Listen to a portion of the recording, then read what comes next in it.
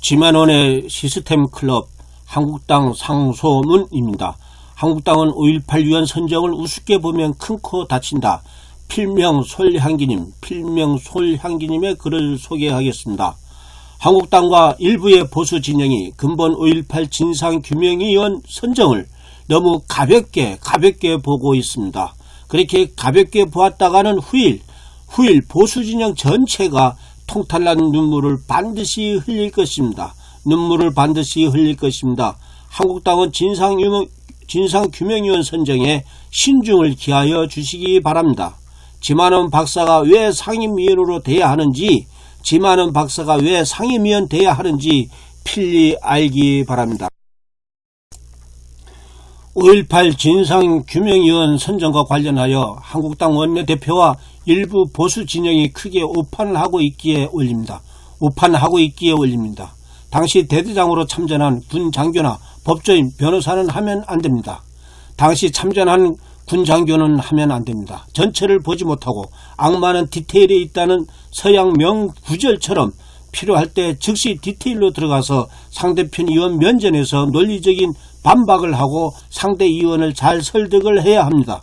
기자도 역시 전문성이 없기 때문에 절대로 위원회 기자가 선정되어서는 안됩니다. 꼭 반드시 학문적 조예가 깊고 지만원 박사처럼 학식이 있는 분이 해야 됩니다. 20년간 연구했으며 5.18과 관련하여 저서가 8권이나 되는 지만원 박사가 해야 됩니다. 왜 지만원을 진상규명 상임위원으로 선정해야 하는지 아래를 보시기 바랍니다. 좌파의 진상규명위원을 보십시오. 전부 서울대와 전남대 등에서 연구한 학자들입니다. 전남대학교에서 박사 학위를 얻은 사람들입니다. 상대편 좌파의 진상규명위원들도 5.18 분야에서 책도 발간하고 논문을 쓴 박사급 학자들입니다. 나름대로 전문 지식인들이며 학자입니다. 5.18 진상규명위원회에 선정된 좌파 중도 진영의 인물을 보면 안종철과 오승용 등은 전부 박사급 교수들입니다. 5.18에 대하여 최소한의 저서와 논문을 쓰고 연구교수로 그 분야의 연구를 10년 이상을 한 학자들입니다. 전남대 5.18 연구소와 5.18 기념재단에서 5.18에 대하여 자신들이 최고로 깊이 연구했다고 느끼며 자랑하고 있습니다. 객관적으로 보아도 전문적으로 연구를 한 학자들입니다.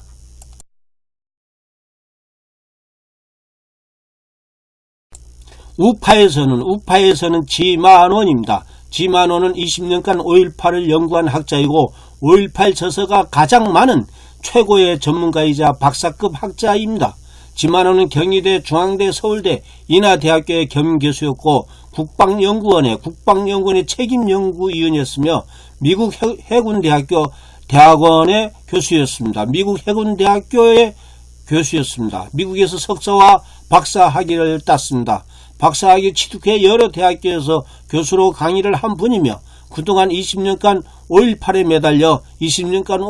매달려 연구에 전념을 하였고 5.18에 관한 한 보수 진영에서는 유일무이한 최고의 학자입니다.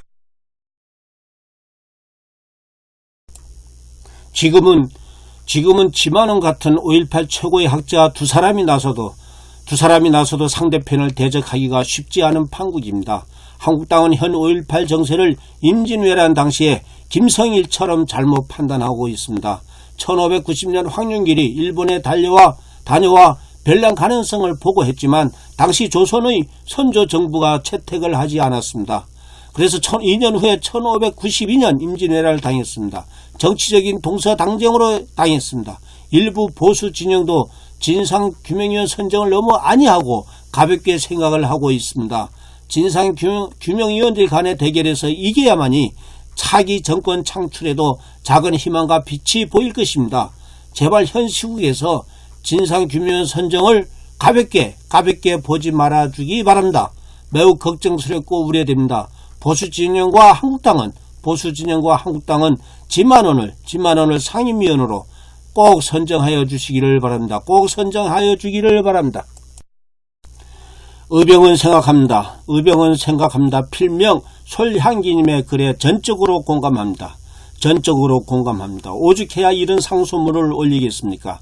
제발 한국당과 보수 진영을 신라 같은 희망을 잘라버리지 마시기 바랍니다. 신라 같은 희망 잘라버리지 마시기 바랍니다. 하늘이 보호하사 그래도 지만원 같은 의인을 주셨습니다. 안중근의 담대함, 성산문의 충성심, 이수진 장군의 지략과 필사즉생의 정신을 실천해주고 있는 지만원 박사에 대해 자유를 누리고 있는 국민이라면, 자유국민이라면 고마워해야 할 것입니다. 유튜버 의병도 목놓아 간곡히 호소합니다. 5.18 진상을 밝혀야 합니다.